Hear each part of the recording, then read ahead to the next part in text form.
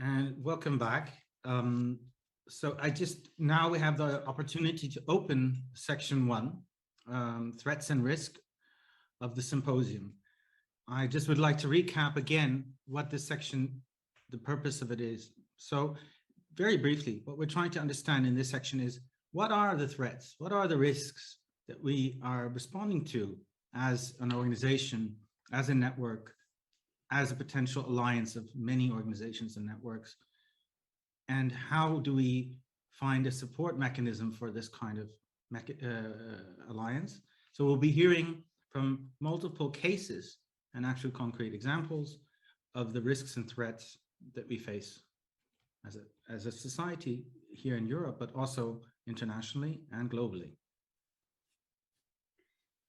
And it's very evident and a burning issue. It's when we talk about risk and threats, that all the activist organizations and NGOs who are active in Afghanistan have faced a devastating situation this autumn. And that's one of the topics we will be talking about in each section, because many of the speakers, they have the first-hand experience. Either it's coming from Afghanistan, or they have worked with Afghan artists and human rights defenders and journalists lately.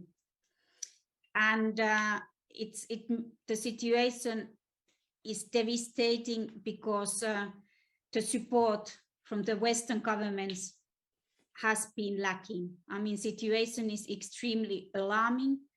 It's winter in Afghanistan, and as we know, that is basically they are going to face generally mass starvation there, and artists who can't practice their art. It's basically musicians, visual artists, filmmakers, political caricaturists. Many of them are hiding in the safe houses and they have no income. We take this opportunity to talk briefly about Safe Afghan Artist campaign, Artist at Risk launch with activists and partners it has worked with. It's a fundraising campaign to raise funds for those Afghan artists who are left behind. And there are hundreds of them. Artist at Risk alone has approximately 450 verified cases of professional art practitioners at risk. This is together with our partners and activists we have worked with. And with their family members, it's more than 2,200 people. And one of the topics we will raise in all the sections is that with what kind of alliances we could create, it's political pressure for countries like Germany to reopen their evacuations, to issue visas for Afghan artists at risk again. For example, here in Germany, it's basically the ministry is closed the lists for Afghan artists at risk totally artificially at the end of August.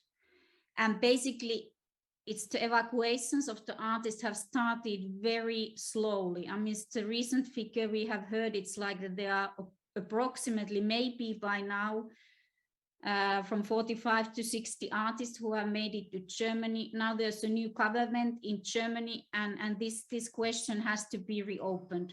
But of course, not only in Germany, but also in other countries. There are countries, for example, like Finland or Norway, who haven't received any artist at risk.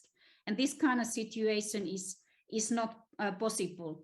So when we talk about the risk and threats, this is a reality right now, but this is not the reality only in Afghanistan, but it's in several regions of the world as well.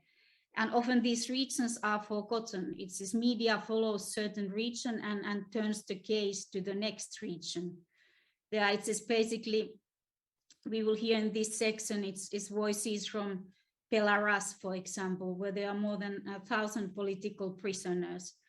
And as it was discussed earlier, that also the number of political prisoners in Egypt is really high at the moment. So we will next, it's move to an artistic, the first artistic intervention of the section 1, which is animation made to music by Lasur Brothers by Cancer, the street artist who is no longer in Egypt. He had to flee the country. He had to run for his life in 2014. That's Cancer. And he made this animation for the 10th anniversary of the Egyptian revolution. He no longer wants to talk about what happened to him. He doesn't want to talk about is what's going on in Egypt. But we wanted to show this animation and the music by Lasur Brothers again. We also showed it in Risk and Rebellion because it's deeply touching. So thank you, Cancer, for sharing this animation instead of words, because it tells more than words about what happened. So we'll play the music and the animation next.